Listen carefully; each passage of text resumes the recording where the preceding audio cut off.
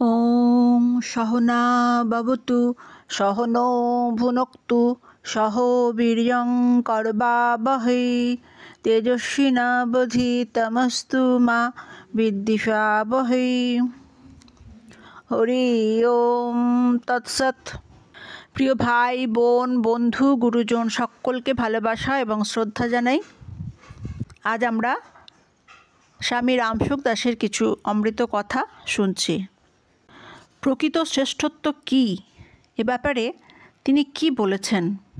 নিজেকে ছোট এবং অপরকে বড় মনে করা হলো প্রকৃত শ্রেষ্ঠত্ব, আর নিজেকে বড় আর অপরকে ছোট মনে করা হলো প্রকৃত হীনতা। বাস্তবে সেই বড় যে অন্যকে বড় তৈরি করে, আর অন্যকে যে ছোট করে সেই প্রকৃতপক্ষে ছোট, সেই দাস। সম্পত্তি, জমি, বাড়ি ইত্যাদি জড়বস্তুর দ্বারা নিজেকে বড় মনে করা হলো ভ্রষ্ট বুদ্ধির লক্ষণ। সাংসারিক পদার্থের জন্য নিজেকে যে বড় বলে গণ্য করে তাকে ওই সাংসারিক পদার্থই তুচ্ছ করে দেয়। উৎপন্ন বিনাশশীল বস্তু নিয়ে নিজেকে বড় এবং ছোট মনে করা মারাত্মক ভুল, ভয়ানক হীনতা। প্রথমে আমরা স্বয়ং শ্রেষ্ঠ ছিলাম, তারপর ধন উপার্জন করলাম। এখন যদি ওই ধনের জন্য নিজেদের বড় মনে করি, তাহলে বাস্তবে ধন বড় হলো, আমরা ছোট হয়ে গেলাম। কদর হলো ধনের, আর স্বয়ং আমাদের হলো অনাদর। শরীরাদি সাংসারিক পদার্থকে নিজের বলে মনে করলে বন্ধন হয়, আর নিজের মনে না করলে মুক্তি। নিজের মনে করা বা না করাতে প্রত্যেকেই স্বাধীন। জগৎ সংসারে সমস্ত সম্বন্ধ মুক্ত করে, আবার বন্ধনও করে।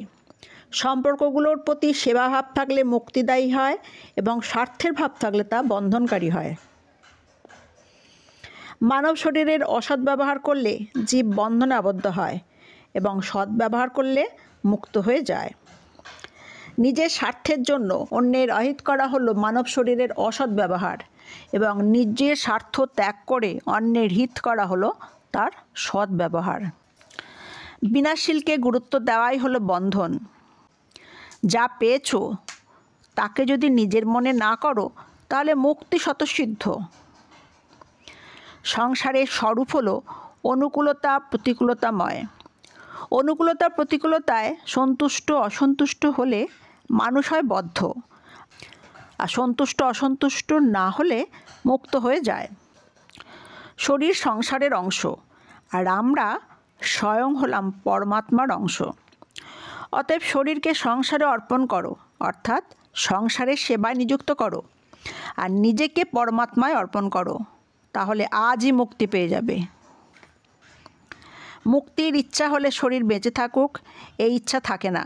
যদি এই ইচ্ছা বজায় থাকে, তবে মুক্তির ইচ্ছাই হয়নি। নিষ্কামভাবে পরের জন্য কর্ম করলে মুক্তি, আর সকামভাবে নিজের জন্য কর্ম করলে বন্ধন হবে। সেই জন্য মানুষকে নিষ্কামভাবে নিজ কর্তব্যের পালন করা উচিত। যদি সংসারের বন্ধন থেকে মুক্ত হতে চাও, তবে প্রাপ্ত বস্তুতে মমতা আর অপ্রাপ্ত বস্তুর বাসনা ত্যাগ করো। ভগবানের তৈরি সৃষ্টি কখনো বন্ধন করে না, দুঃখও দেয় না।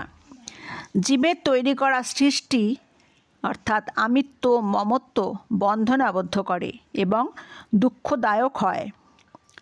যা করা উচিত নয় তা করা, আর যা করতে পারি না তা নিয়ে চিন্তা করা, এই দুটি হলো প্রধান বন্ধন। বস্তু পাওয়া বা না পাওয়ায় বন্ধন হয় না, বরং বস্তুর সাথে সম্পর্ক স্থাপনই হলো বন্ধনকারক। সংসারকে নিজের সেবার জন্য মনে করা হলো বন্ধনের হেতু, আর নিজেকে সংসারের সেবার জন্য মনে করা হলো মুক্তিতে হেতু। বন্ধন ক্রিয়ার দ্বারা হয় না, বন্ধনের হেতু হলো বাসনা। অপ্রাপ্ত বস্তুর বাসনা ও প্রাপ্ত বস্তুর প্রতি মমতাই হলো বন্ধন, পরাধীনতা। ভোগের ইচ্ছা ত্যাগ করার জন্য মুক্তির কামনা করা আবশ্যক হয়ে থাকে, কিন্তু মুক্তি পাওয়ার জন্য মুক্তির ইচ্ছা করা বাধক হয়। মানুষ কর্ম করলে আবদ্ধ হয় না, বরং কর্মের প্রতি তার যে আসক্তি স্বার্থভাব থাকে, তার দ্বারাই সে আবদ্ধ হয়। কোনো কর্মের সাথে স্বার্থের সম্পর্ক জুড়লে সেই কর্মই তুচ্ছ বন্ধনকারী হয়। সিদ্ধান্ত হলো এই যে মানুষ যতক্ষণ নিজের জন্য কর্ম করে, ততক্ষণ তার কর্মে সমাপ্তি হয় না, বরং কর্মের দ্বারা সে আবদ্ধ হতে থাকে।